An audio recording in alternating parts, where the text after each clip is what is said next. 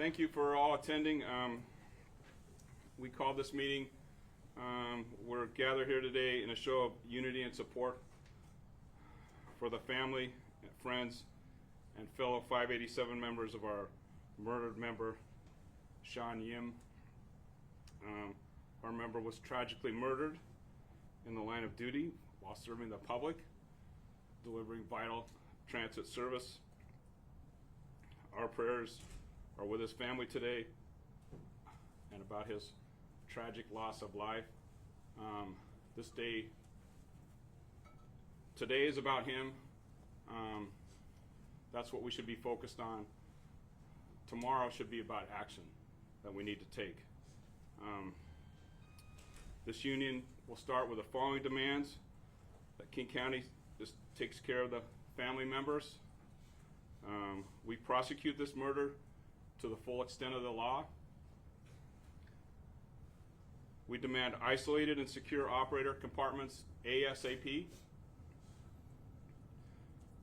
We demand establishment of a regional task force on transit safety and security. I got into office in July. I've been talking to all of our local political leaders, been calling for this. It's not a request anymore, it's a demand. This is a regional problem. It can't be solved by one entity. I'm not here to point fingers today. I'm here to mourn the loss of our member and to get everyone on the same page to work for solutions. We also demand emergency funds be directed to greatly expand our Metro Transit police force. We need more Metro Transit police. We've invited, I appreciate everyone coming here at the last minute. We've invited our local, all the local political leaders that could get here and Metro leadership. I'll take a few brief questions and then anybody here that would like to talk. Again, this is about the mourning our fallen member, our prayers to their family, what they must be going through. I don't want to focus too much on going forward, but as long as everyone's here, we do need to talk about that. We do need to come up with solutions. We cannot we cannot wait any longer. 26 years ago was the last time one of our members, Mark McLaughlin, was murdered, and that's when I started here, and nobody that's worked here ever since, it's all been in the back of their mind, when was the next one going to be? And here we are here now with a tragic loss of life, and we need to do something about it.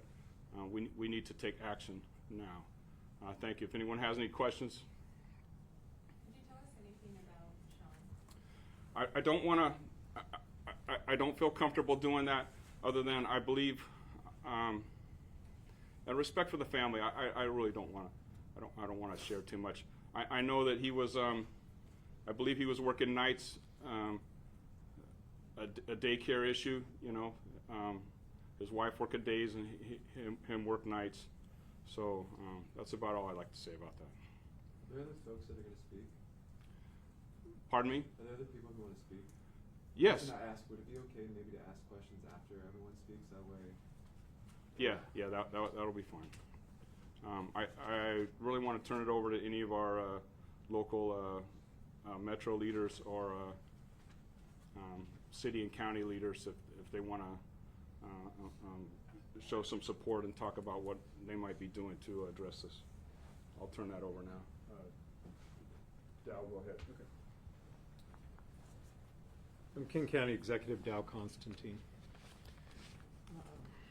I got a call in the middle of the night from my deputy executive, a call that you hope will never come, that one of our employees, Metro operator, part of our Metro family, had been murdered. My condolences, our condolences, go out to the widow and the family of operator Shawn Yim, and to all of our Metro family.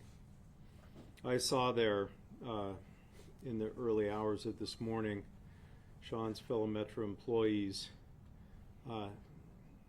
determinedly doing their most difficult work with enormous grief and anger and emotion, but doing their jobs for their fellow employees and for Shawn.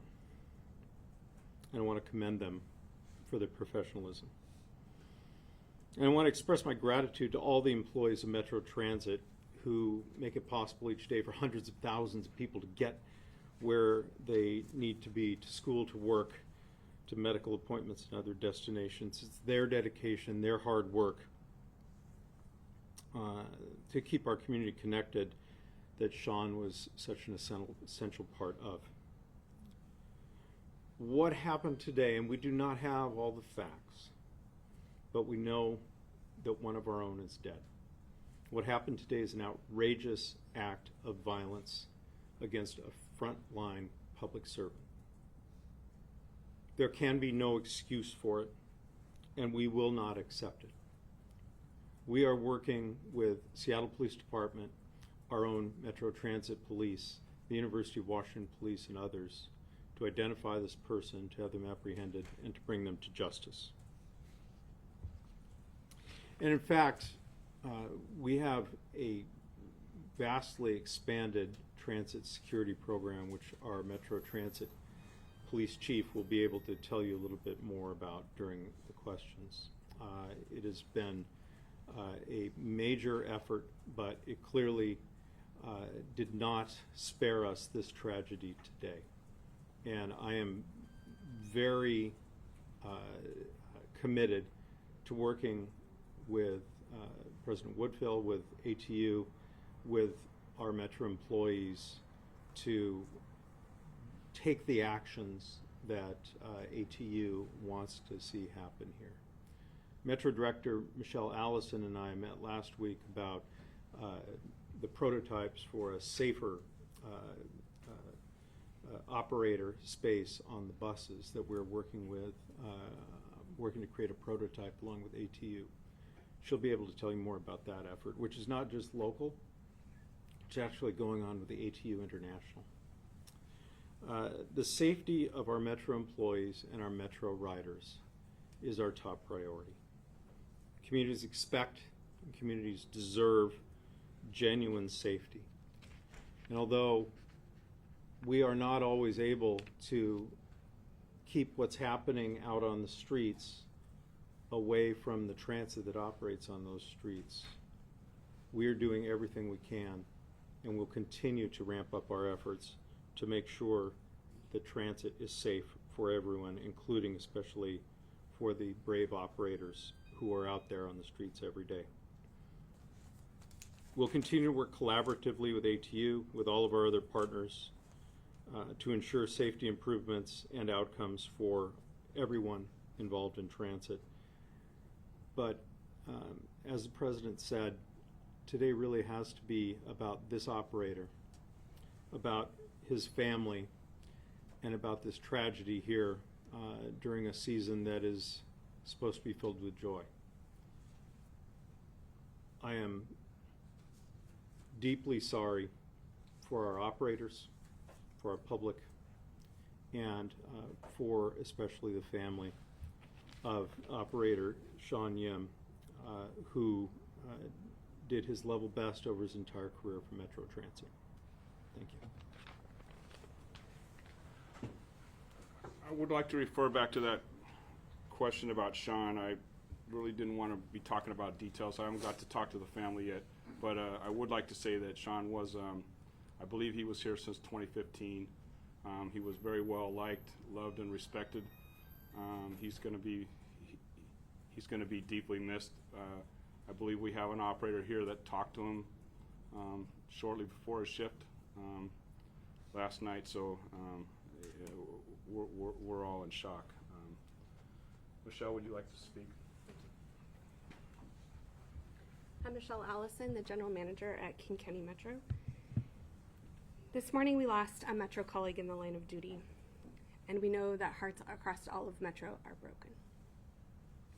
We've been in touch with the family, and they're still very much in shock. But even in that moment, they asked how their Metro community members were doing. They asked if other operators were okay and if people were being cared for. That's a testament to the public service of Shawn Yim. Today we honor our colleague and we gather with each other for comfort, for support, and for strength. What happened was unacceptable. It's also hard because we don't know all the details, and that can be a frustrating place to be. So I am joining today with the ask to focus on the family and the life that was lost, and the life that was well lived. We will be celebrating and remembering Shawn at Metro today and for years to come. I was there early this morning, and you see the dedication of the Metro employees across the entire system, from our vehicle maintenance crew to our service quality, to first liners, to trainers who heard about it, to show up to support. The impact is felt throughout the entire agency, and we need to care for the entire agency.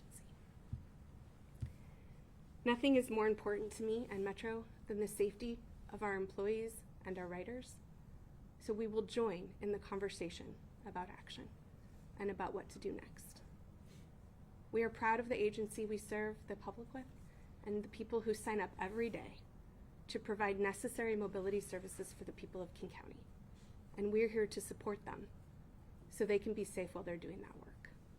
Thank you for being here and for remembering Shawn and his family, and for joining us in the action that we all need to take as we work to address the safety issues in our system.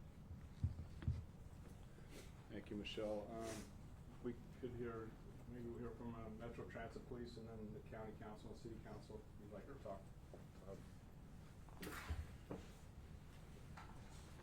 Good morning, everyone. My name is Todd Morrell. I'm the chief of the Metro Transit Police. These are hard times. Shawn is one of ours, and I say that because at Metro we have a special culture here. Police are often an afterthought. We get called after the bad thing has happened to come deal with it, to come investigate it, to come seek justice for our fallen colleague. At Metro, the Metro Transit Police Department are an integral part of the organization. The culture here is special. So in speaking about Shawn, it resonates through my police department. We have lost one of our own. We lost a person who was providing public service, a frontline worker, the absolute backbone of Metro Transit. Nothing happens without our operators coming in every day and providing that essential service to our community. I could sit up here and talk to you about all the things we've done and all the things we're planning on doing, but that doesn't take away the pain of today. The Metro Transit Police are committed to keeping our system safe, clean, and reliable. And I join with the ATU in calling for increased investment in security across the system. I'm happy to take any questions regarding the investigation or Metro Transit Police's role. Actually, I'll pause on that, let the other people speak, and then we'll come back around and take some questions. Claudia, would you like to speak? Thank you very much. My name is Claudia Balducci. I'm King County Council Member for District 6, which represents parts of Bellevue, Kirkland, Redmond, and East King County. In case they don't speak, I want to just mention that East King County is well represented here today. I want to recognize Bellevue City Council Member Janice Zahn and 48th District Representative Vandana Slatter, and I see others here because we rely on and ride and support Metro Transit in East King County as a connector for all of our county and all of our people. I've been a lifelong transit rider. I am, when the weather is good and I don't have to go disparate places, a daily transit rider here. And the Metro operators are my ride. You all get me where I need to go. And you are out there every single day, no matter what time of day, no matter what time of night. I can get a ride where I need to go because of our transit operators. You are professional. You are steadfast. You're out all the time, and you are in a vulnerable position, which just was only brought home in such a tragic way today. When I woke up this morning and saw the news, I was just gutted. I'm extremely sorrowful. We were here in this office last week talking about safety and the need to do more for safety. As the chief said, there have been investments and steps that have been taken, but clearly they are all not sufficient, and we need to really focus in. I hear, as a leader in the county, the demands of ATU. I look forward to sitting down and figuring out how to meet them and how to make sure it is safe for our riders and our operators out on the streets every day. But I also just want to join today in grieving for the loss of Shawn Yim. I don't know if I ever rode his bus, but I've ridden many of them and had many drivers, and I just, I'm so sad at his loss. I offer my condolences to the family and to the entire Metro family and ATU family for this today. And thank you for bringing us together so that we could grieve together. And thank you for starting tomorrow to work on doing better. Thank you. Gurmai? Good morning, everybody. I'm Gurmai Zahala, King County Council member, and I represent the district where this horrifying incident occurred. I'm here to just express my deepest condolences to the family of Shawn Yim. I can't even begin to imagine what it must be like to wake up in the middle of the night and receive a phone call like that. Receive a phone call letting you know that the rest of your life has changed and you're going to be missing a fundamental part of your family. It's very difficult to think about. I'm here to stand in solidarity with Metro bus drivers, Metro leadership, Metro staff, ATU 587, Executive Constantine, my council colleagues, my elected official colleagues around the region, to prioritize safety on our buses. We all have to contend with the question of, if our bus drivers don't feel safe, can our transit riders feel safe? Can our community members feel safe? And so I will support all of the demands that I heard here today. We will absolutely prioritize the safety of our bus drivers and do everything that we can to work with Executive Constantine and his leadership and Metro leadership to implement safety measures as quickly as possible. I'll end by just saying to the rest of our operators, we see you. We thank you for your work. You put yourselves on the line every day, and we appreciate you. Thank you. John? I'm John Wilson, the county assessor, but 26 years ago I was chief of staff to Executive Sims when I got a phone call that Mark McLaughlin had been murdered by a gunman who killed him, killed himself, and took a Metro bus over the Aurora Bridge. My condolences go out deeply to the family and to the Metro family. And I would ask that we all dedicate ourselves to make sure one simple tribute is paid to Shawn. Never again. Never again. Thank you. Maybe the city council could speak now. We got a representative for Bruce? Yeah. Morning, everybody. I'm Greg Wong. I'm Deputy Mayor for Mayor Bruce Harrell for the City of Seattle. And I just want to express on the mayor's behalf and the city's behalf our deepest condolences. We grieve with the family of the operator who was murdered last night. We grieve with the Metro family, for all operators, for all who knew him, all who worked with him, and for all who work in the same line of business. At the end of the day, our Metro operators are public servants, and no one, whether you're a transit rider, an operator, or just a member of the public, should feel unsafe riding transit. That is the bottom line. The mayor's office has been in touch with Seattle Police Chief Rahr this morning. She has assured us they are blanketing the investigation with resources right now, working in partnership with the King County Sheriff's Office, and we'll be working to ensure that we find the person who committed this horrendous crime and bring them to justice. We also look forward to ensuring that discussion tomorrow that's to come on how we work together as partners to find long-term solutions. In the Seattle Transportation levy that was just passed, we put $9 million in new resources for transit security and safety so we can achieve that goal. I know I'm joined here today by Councilmember Saka, Councilmember Rink, from our Seattle City Council, and on behalf of the city, we just look forward to partnering in this work. I'd also like to share a number. If anybody has any information about this crime, they can call 206-233-5000. That's 206-223-5000. Thank you. Do we have more members from the city council want to speak? Go ahead. Go ahead, take turns. Good morning. My name is Rob Saka. I'm a Seattle City Council member. I represent District 1 in the city. Includes South Park, Georgetown, Pioneer Square, Soto, and West Seattle. I think at the southwest portion of the city. I'm also chair of the city's Transportation Committee. I am here today to offer my condolences, my sincere thoughts, and yes, prayers to the family of Shawn Yim and his brethren in ATU Local 587. What happened this morning was shocking and appalling. There are certain trades and professions where you can expect, unfortunately, a certain amount of danger associated with your job. It's part of the hazards. Policing is one of those,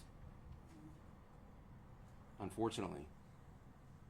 But when you sign up to drive a bus, you should not also be expected to sign up to risk losing your life. Thank you. Yes. Thank you. And I'm so sorry that this happened. Should have never happened.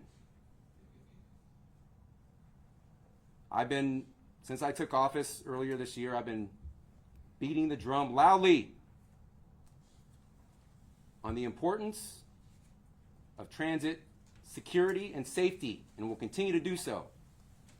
Some people have been telling me, shut up, talk about other stuff. Nah. It's a huge priority for the city of Seattle from a transportation policy perspective. It's part of our broader public safety strategy. We need more people to take buses and trains and get where they need to go safely. But this incident reminds us that there's more work to do. The operators of our transit system are some of the utmost professionals every day, Right. dealing with the public, helping people get where they need to go. And the workforce of our transit system, including King County Metro, they do terrific work. And I want to applaud and celebrate them and thank them personally as chair of our city's Transportation Committee. My goal is to help create a safer environment for all. As we stand here today, learning some of the investments that we've already done in the city. Thank you, Deputy Mayor Wong. Yes, we added $9 million for additional transit safety and security measures on top of the baseline that Metro already performs.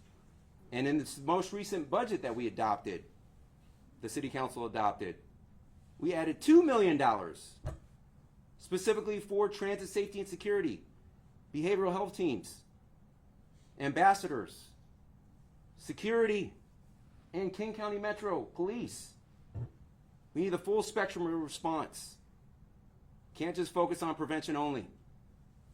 Policing and enforcement does play a role and will continue to play a role in our broader public safety challenges, including on our transit system. And I worked with President Woodfill to bring some of that to life in the budget. But the fact of the matter is, the Mayor Harrell's signature is still drying on that budget legislation. It was only signed a few weeks ago, so we have plenty more work to do to implement and then do more. And I heard your excellent call, President Woodfill, for any number of things. I want you to know, from what I hear, all that sounds great, and with something I can commit to right now today is, yes, we need a transit security regional approach. 100%. Let's do that.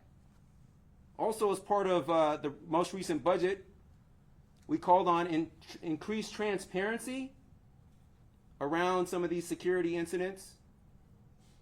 and also to create the groundwork to do exactly that, to align on a regional safety approach in transit. And so, plenty more work to do. Again, my thoughts and yes, prayers to the family of Shawn Yim.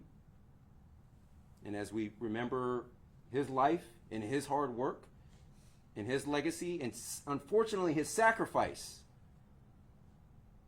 today, tomorrow, let us wake up and do the work, roll up our sleeves and be about that action. Thank you. Thank you.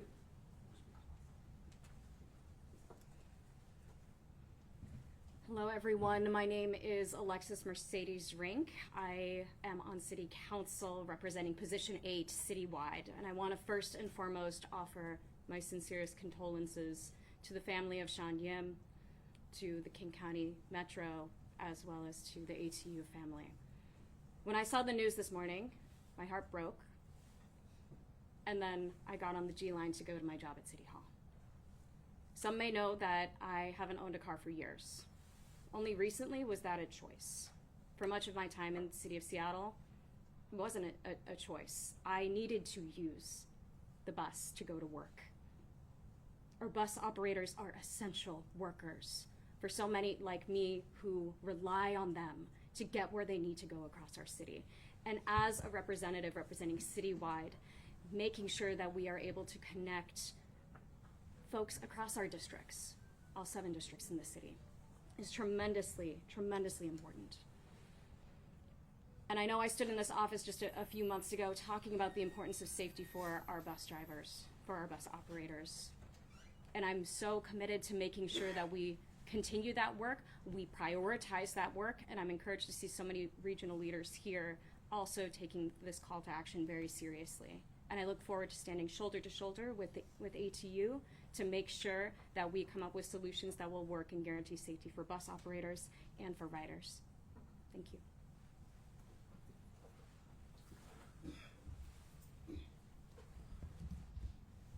This region will not thrive or survive without public transit. It's a lifeline. Whether you are a supporter of public transit or not, we don't have an alternative. The investments that we're making, what we've invested so far in the future is all going to be for naught if our operators do not feel safe to operate a vehicle, if the passengers do not feel safe to ride it. I've tried to work with the leaders of this area and Metro. I've tried not to get on the media. I don't want to scare people away from public transit. But we've reached a point where we have to go all in. We don't have a choice. We have to all work together. I could beat my chest up here and point fingers and call everybody out and rant and rave. I'm more about let's work together and let's get this solved. It isn't it's not a choice anymore. We can never have this happen again.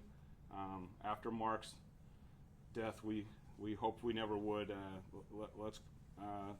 Let's not have it happen again after Shawn. Is there anybody else that would like to talk? Go ahead. My name's Janice Zahn. I'm a Bellevue City Council member, but I also represent the Sound City Association on the King County Regional Transit Committee for the last 2 years. And when I read the news, my heart was breaking as well. For Shawn, it's such a tragedy, and yet what I came to realize is it could be any one of our bus drivers that this happened to. And as my colleagues have said, being a bus driver as a profession, you should be assured that you can go to work every day and come home safe. And yet right now we know that there's so many things going on in our community and that we are not actually able to make that happen for our bus drivers. So as we move forward in the new year on the Regional Transit Committee, I also want to assure you that we will do everything we can to work on making sure that King County Metro is providing the safest environment for our bus drivers and all of the riders on transit. This is a tragedy that cannot happen again. So I just wanted to say that. Thank you.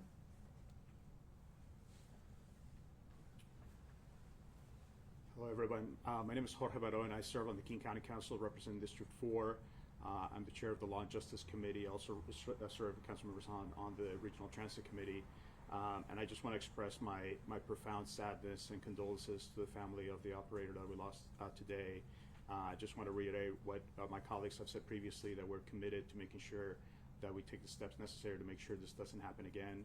And we're going to be working after we mourn the loss of our fellow county employee to work on the steps that are necessary to make that happen. So thank you to all of the operators who provide essential service throughout our region. Thank you to ATU, and I'm committed, President Woodfill, to working with you and everybody else who's here to make sure that we take the steps necessary to ensure the safety of both operators and our riders. Thank you.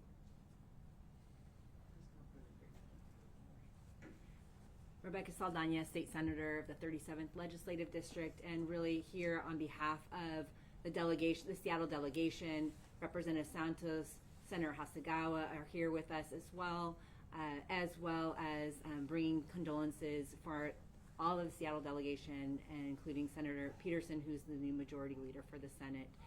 As someone that sends my most precious and beloveds on the bus every day to get to school, I just want to, first of all, share our condolences and thank you as public servants who are willing to do this job. You have been the lifeline to be able to get people to where they need to go when there's no other option. And it breaks my heart, and I want to offer my heart and my condolences and let you know that as we enter into the legislative session, addressing workplace violence is something that we will be doing in our labor committee that I am now the new chair of. It is something that we're looking at, is how do we make sure we double down on our investments in prevention, investing in behavioral health, investing in housing and education, and a clean fuel transportation. That bus lines and our light rail are critical in order to be able to see a future that is brighter for our children. But I just want the public to remember and to listen, to honor this fallen bus driver, but to also recognize that when you ride the bus, bring your best selves. We need you to show up for each other in these times. As we're getting into the holiday season, it requires each one of us to make sure that we're taking the time to grieve, to thank your bus driver, and to be there in a way that is showing up in your best selves. Our kids still need to get home today. Elders still need to get to their appointments, and to know that we are committed as a delegation to be able to make sure that we are partnering with our King counties and our cities to make sure that we have a public transportation system that works for everyone and that centers the safety of the workers. Thank you, and our hearts are with you, and we will continue to work with you tomorrow and the day after that as well.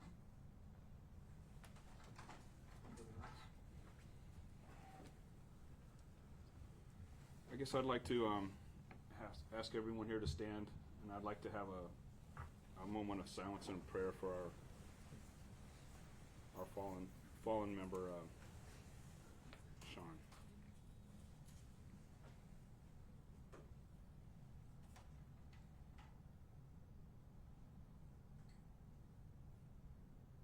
Thank you.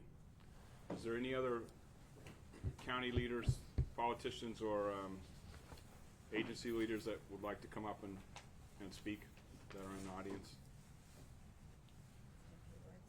Yeah, go ahead. Sorry. Thank you so much. My heart goes out to Shawn Yim's family, colleagues, and co-workers. It's a tragic and senseless loss. My name is Vandana Slatter, State Representative of the 48th Legislative District, which is on the east side.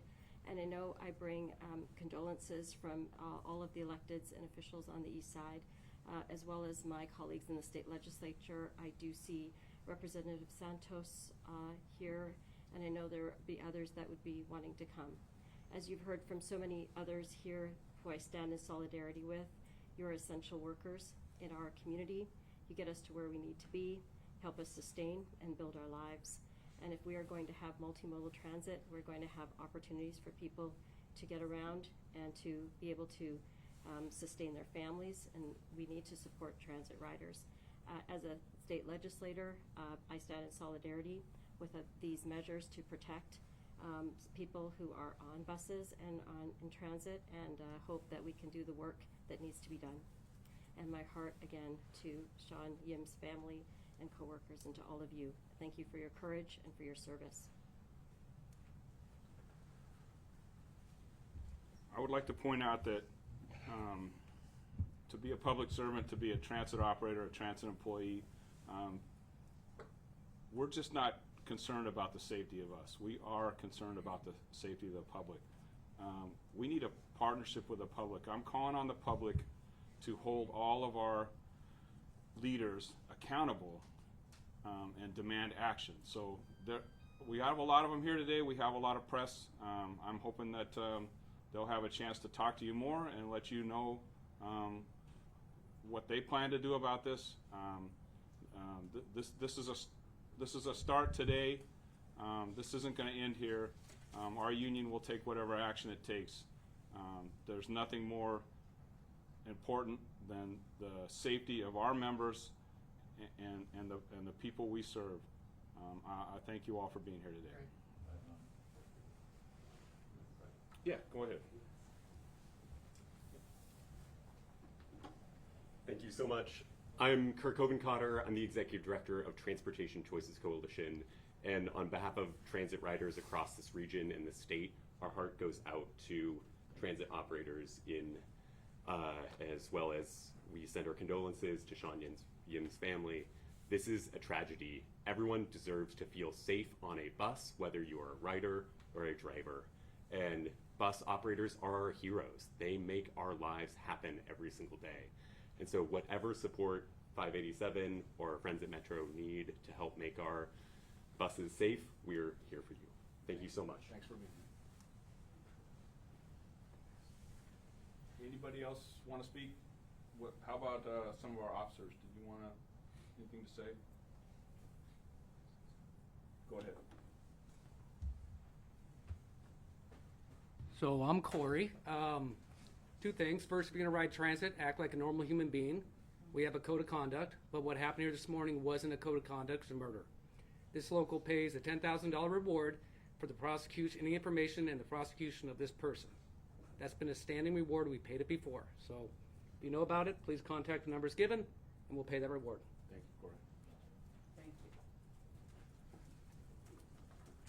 If nobody else wants to speak, I want to thank you all for being here today. Questions? Yes. Can we ask a couple questions? Yeah, go ahead.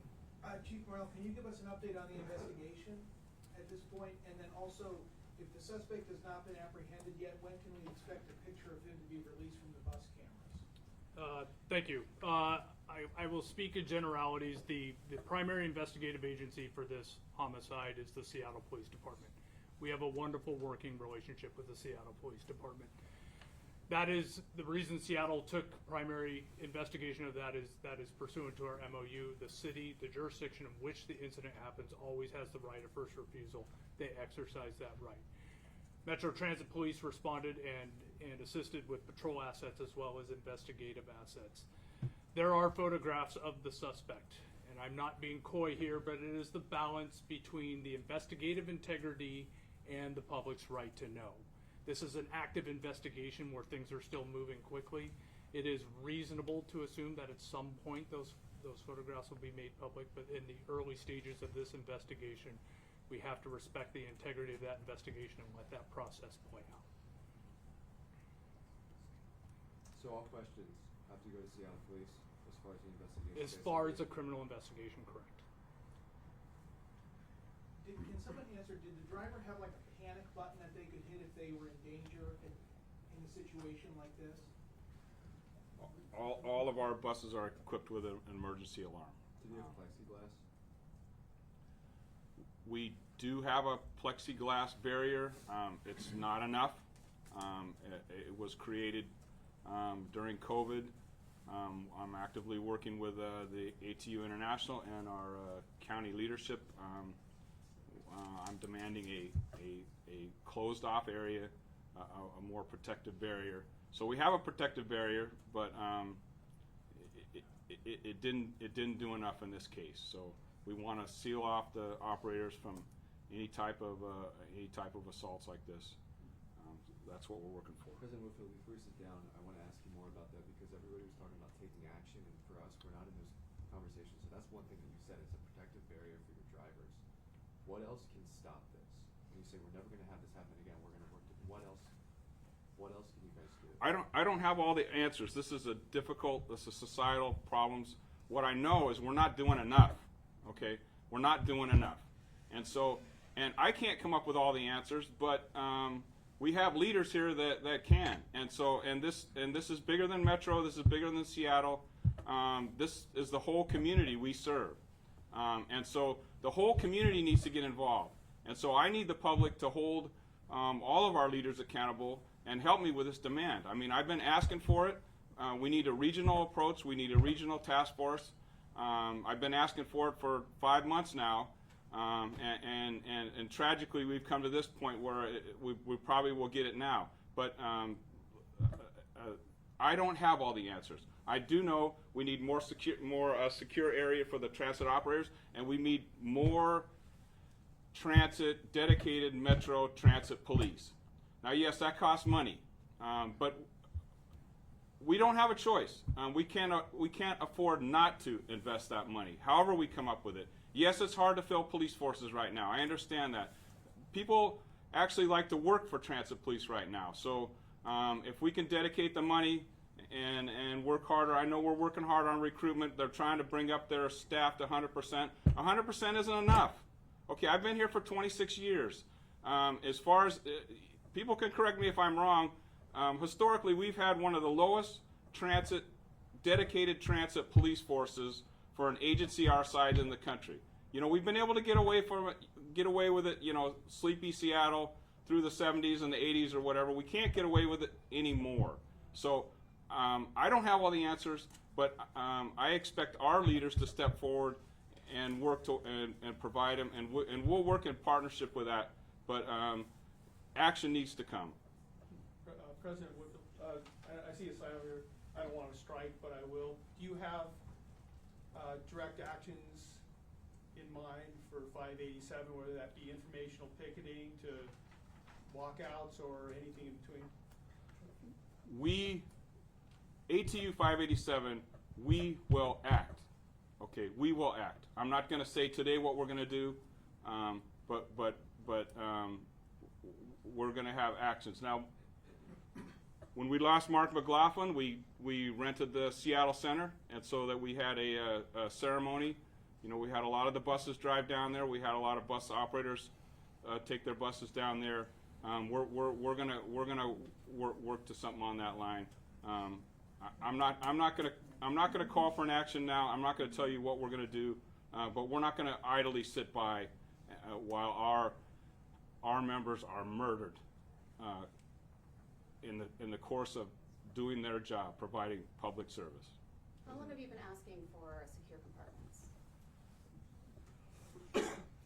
This issue, the agency and the union have been working on for many, many years. Okay, for many years, a majority of our operators did not want a secure area.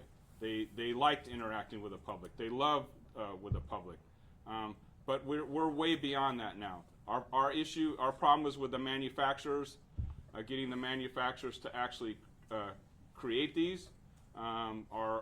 We have to buy USA to get funds, and they don't want to gear up to actually do this. So our international ATU International Union is pressuring the manufacturers. They're going to come down here and install a barrier. Our agency has ordered a couple of barriers. We're working in partnership in that, but it's too damn slow right now. We're going to have to partner together and do what we can to speed it up. We cannot wait we need our operators to have more safety. Yes. These tangible changes, they're going to take time, like you just said. So how do you ensure public safety today for your drivers and people taking transit, and for you or anybody else who wants to? Yeah, don't ask me. I can't provide that. You know, all these people up here can provide it. All I can do is demand it. I can't provide that. Let me pose that to Executive Constantine at the top of the county. A lot of these things will take time if they happen. What can you say or do right now to restore public confidence, especially in the wake of the closure at 12th and Jackson? How do you restore public confidence that transit riding is safe this winter? Well, first off, we did close our transit stops at 12th and Jackson and Little Saigon because we're concerned about the situation on the streets and what it implied for the safety on our coaches. As far as I know, we have not had that kind of problem in the location where this happened. And my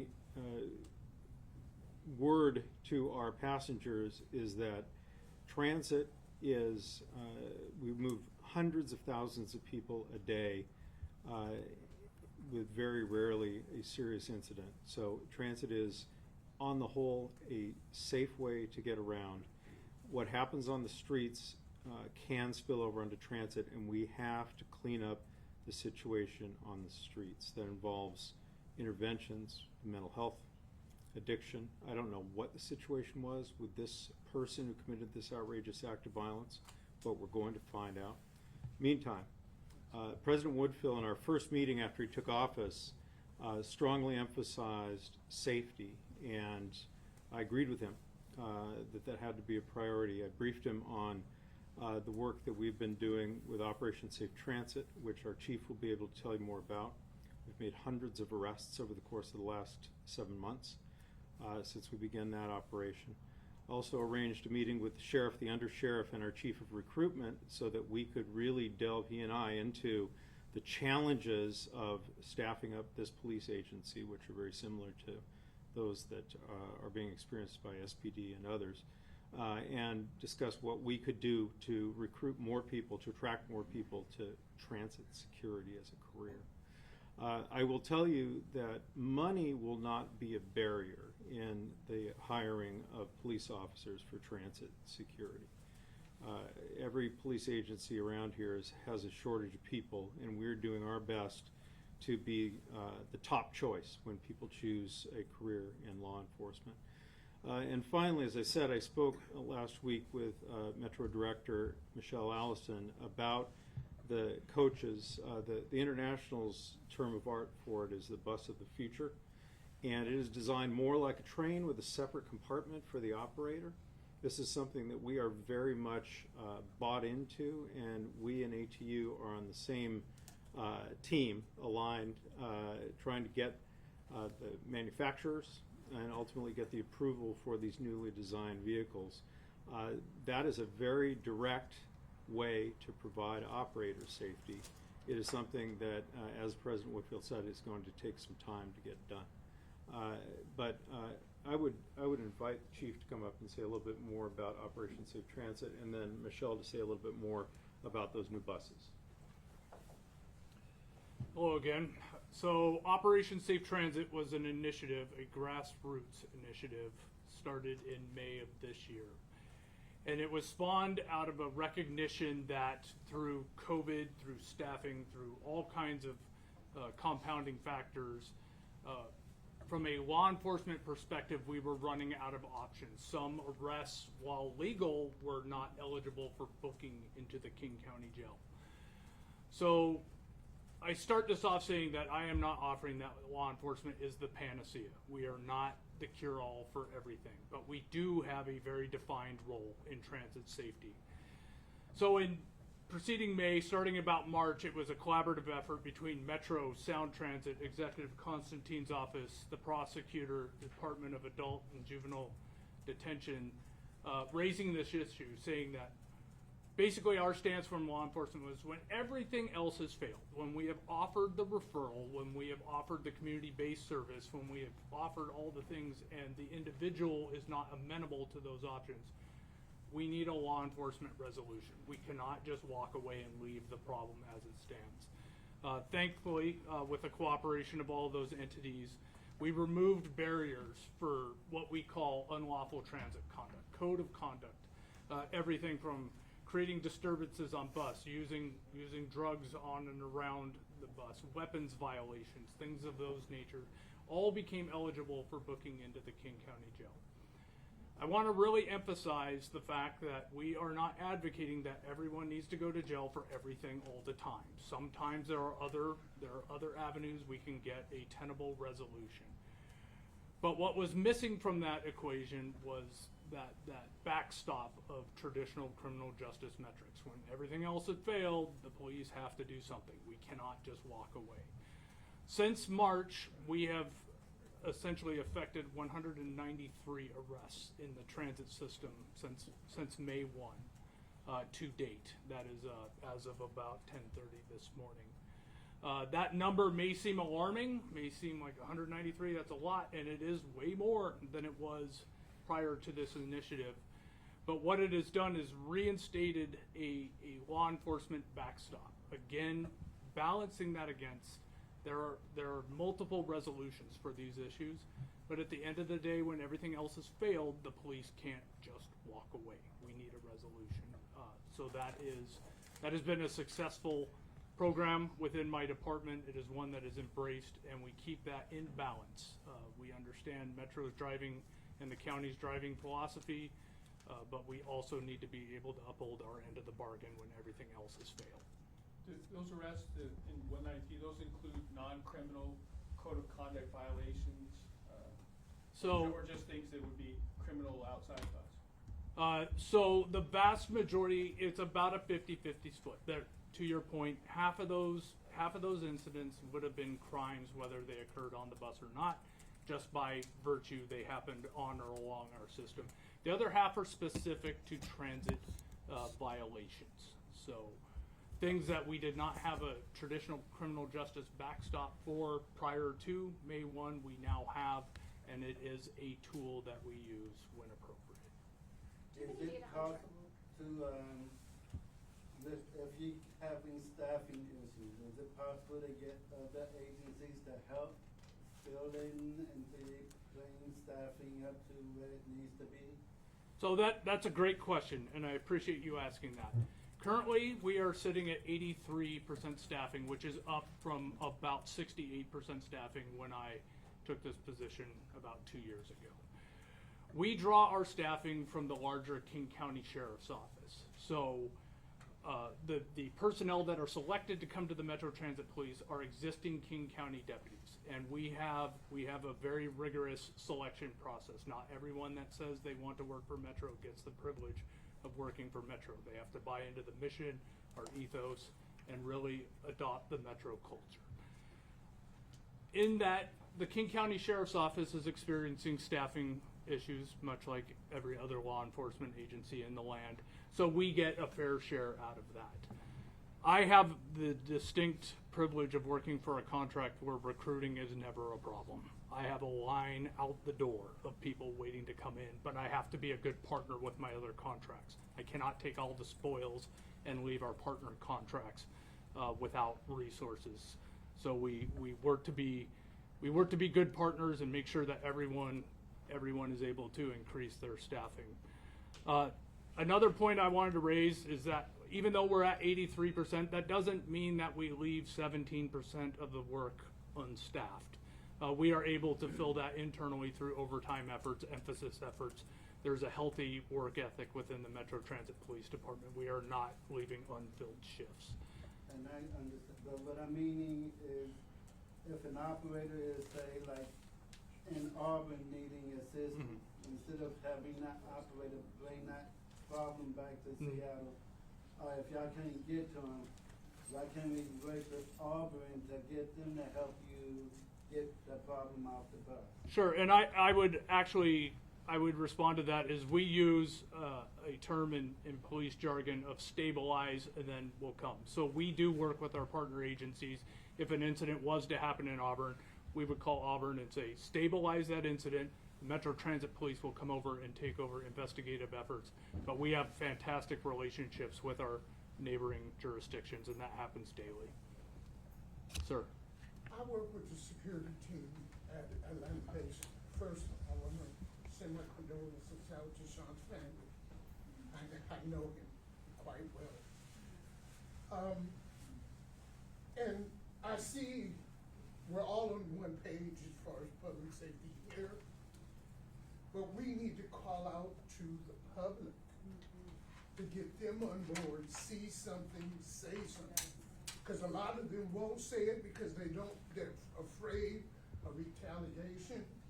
But if I, as an operator, constantly go to my chief and constantly tells them this, then it's just me. But if the public goes, then you sooner or later gonna have to listen to the public, because they ride these buses. Without the buses, without them riding, I wouldn't have a job. And this is the greatest job ever. I didn't never think I would drive for Metro, but I came here because I love serving the public. But we need to somehow get the public, if you see something, say something. And another thing, we closed 12th and Jackson. Okay, that's fine. It's closed. But what are we gonna do to clean it up? That's the question. You can close all the hot spots, but if you don't clear them out, don't clean them up and reopen them, you see what I'm saying? The same thing. The same thing's gonna happen. We need to clear them out. I know it's gonna take some time, but the time we're gonna take, we don't want another Shawn. And when Mark was killed, like you said, we didn't want another one, but unfortunately, the times that we live in, we need the public to get on board. We need to clean up these hot spots. And until that happens, God forbid, the problem at 12th and Jackson doesn't exist. And people deserve better, because that is one of the crucial stops for people that actually shop, work. It's not fair that they have to walk 3 extra blocks to go to work when there's a stop right here that they should feel safe to get off at. Thank you, brother. Thank you. Amen. And thank you for your service. Very appreciate it. Couple of points that I want to hit on in relation to the very good comment and also what was articulated by the transit police. We also know that presence is a really meaningful and powerful part of safety on our system. And so we have 170 transit security officers, and the expectation of that contract, we have 2 contracts with security firms, is that they provide activation and presence on our system, and they also deter behavior that is not part of our transit code of conduct, what we call our ride right behaviors. And so the expectation is that they come disruptive. They disrupt it at the shelter, so it prevents it from getting on the system. If it's on the system, they can escort people off of the system, hold folks accountable for that, so that we know the resources of our Metro Transit Police are limited. So we're really asking that resource to play a key role in providing presence, asking operators if they're okay, doing walkthroughs along the system. We can do more of that. That is a really important part of our system. We see through our data that activation of our transit security officers, as well as the targeted work of Operation Safe Transit, is moving the needle, and we need it to move faster, to the President's good point. I would also offer that we are rolling out a refresh of our Ride Right, so it does have a more public-facing component to it, so we are engaging and asking our riders to join in the safety conversation with us, so that they can help identify areas that do need work. We look at every single customer feedback part that comes into our system. We scan it, we see with the information that comes from the field, from our field workers. We put that information together to help us with our deployments for those safety areas in our system that need a little bit more focus. So we do want to ask the public to join us. They're the riders of our system. They see it firsthand along with our operators. It's a powerful tool for us, and we're going to continue to find ways to use technology to make it easier to talk to us in real time. So that is something that we are going to do. And related to 12th and Jackson, I just want to appreciate and agree with the point that the riders in those communities deserve safe transit. And our goal is not to walk away from that neighborhood or that service, but to make it safer and then to get more service. What we also know about transit is when you have activation and you have presence, it's also safer. And there's a cleanliness component to it. If there's more riders moving in and around the system, people are looking out for each other, and it is a safer experience. So we are going to be doing work on multiple swim lanes with that 12th and Jackson conversation. We're working with behavioral health teams. We're working with the City of Seattle. We're working with our Metro Transit Police, our facilities folks, to do that both and conversation that we know we need to do. We need to work to disrupt the current environment that's there, to provide that presence and that expectation of right behavior so people know that they have to obey those principles of transit conduct, hold people accountable to that, and reinvest service so that people are activating that space once again. These are really important aspects to us because we know they work. We've seen them work in our own system, and we see them work across the country. So there's a cleanliness, a safety, and an activation, all that have to play together from our partners and us as an organization. President Woodfill. Yes. Is it okay if I just address the 12th and Jackson? It's come up a couple times. So I really appreciate the points you made. 12th and Jackson, and I'll be honest, safety is not just a transit concern, it's a community concern. It's a city concern. We're very centered today on the family, on the ATU brothers and sisters who are impacted. But we're concerned every day with that and the seniors in the neighborhood, the students who go to and from the schools on the blocks around our communities. And so we are investing our resources and targeting them in ways, what Michelle just mentioned, and thinking about how do we do this in a multi-pronged approach. We need law enforcement presence. We have SPD out. We're working with King County as good partners on that. How are we working with the community to activate those spaces, to keep them clean?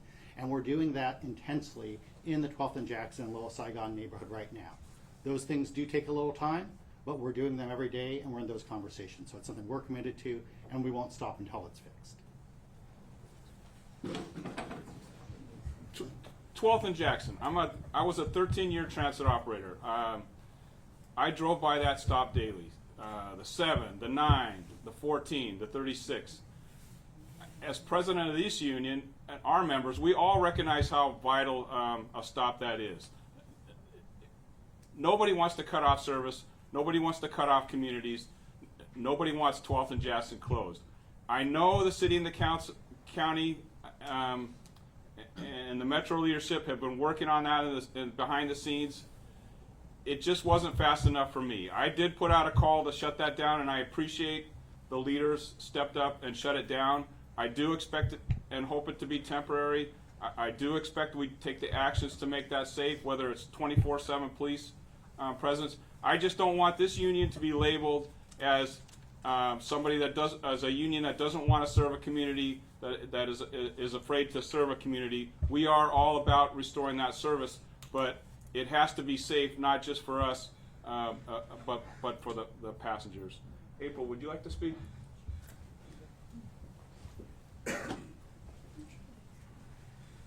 Good afternoon. Thank you for giving me a few moments. My name is April Sims. I serve as president of the Washington State Labor Council, AFL-CIO, which is the umbrella labor organization in Washington State, representing more than 600 locals and over 630,000 unionized members across this state. I want to start by expressing my condolences to Shawn's family and to those who loved him. I also want to express my condolences to his ATU siblings, his brothers, sisters, and siblings in this work. I want to take a moment to recognize and thank the transit workers that are still providing critical services today in this moment amid this horrific event, knowing that the perpetrator has not yet been brought to justice. So a moment to recognize their sacrifice and their work. The labor movement has long held a fundamental and deeply held belief that an injury to one is an injury to all, that we are indeed each other's keeper. And so I am here in solidarity with ATU 587, with all of our ATU locals and transit locals across the state, in solidarity with the fight for safer working conditions and an end to workplace violence. And I want you to know, Greg, that the Washington State Labor Council and all of our affiliated unions stand with you in this fight today and in the days to come to ensure that no worker has to risk their lives in order to put food on the table and take care of their families. Thank you. Thank you. Greg, real quick, you mentioned that the last time a Metro bus driver was killed was 26 years ago. Was that the only other time, or were there any times before that that you're aware of? That's the only other in-service murder of a transit a member of our union that I'm aware of. Paul's been here a long time. There were a couple of drivers killed for their change, and that's when we had the change to exact change only. Used to carry $100 in change. Drug addicts killed a couple of operators for that. And that was prior to That was back in the 1970. Thank you for the clarification. I would like to mention this was a hasty call thing. We do have some transit operators here, if any of them want to come up and talk, but also they'll be available over here afterwards. I have a question to Ms. Allison. Piggybacking on what Ms. April was talking about in regards to family and support as far as drivers and everything else, what does Metro have for the drivers available as a team to come out and work with the drivers that are coming in off the road and freaking out? Absolutely. Thank you for that really good question. And I also want to just appreciate that this is also a really important conversation within Metro. Metro is a really close-knit community, and when something this significant happens, it reverberates and impacts everybody. And many people inside of Metro have raised their hand to be part of our CISM team. It's a peer-to-peer confidential work group team that's made up of members in every work group and at every base, and they're there to provide support. Events like this can also trigger trauma in operators if they've had scary situations in their own career, so they might need to process this in a different way with some confidential support. That CISM team is available. King County also offers EAP support for folks, and we will have on-site counseling available for people for a period of time. This is not a one-day support. This is over a period of time because people process differently, and information will come out and emotions will come out that we need to have a safe space for. So EAP is also there. Also, we've asked every single people leader in our organization to be out in the bullpen, to ask people how they're doing, to give some grace for folks who might need a minute, to sit and have a real conversation about how this is impacting them and their day-to-day experience in Metro. So we also hope that that leadership and that people leadership support will help you make those connections to CISM if that's what you want to do and to choose to have that conversation. There's telephone numbers available. Call it, and within 24 hours, someone's going to call you back. And we also have ongoing mental health and supports for you as you start to process this very challenging experience. Thank you for your question. I appreciate the plan. I see Lisa's here. She was here when Mark was murdered. Would you like to say anything, Lisa? Yes, Mayor.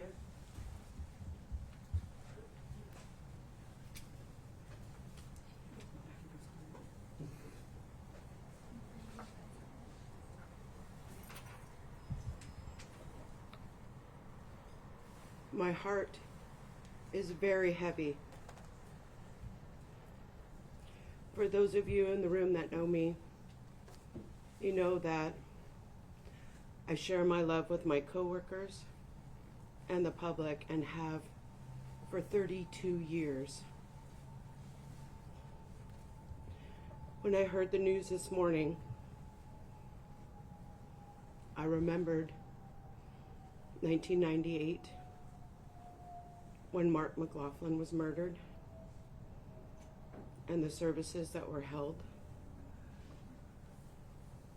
I didn't want to go through it then, and I don't want to go through it now. Amen.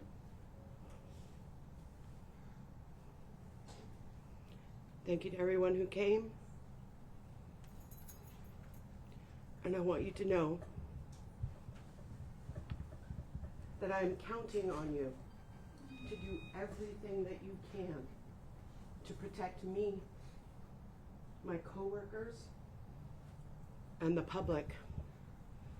And I will do everything within my power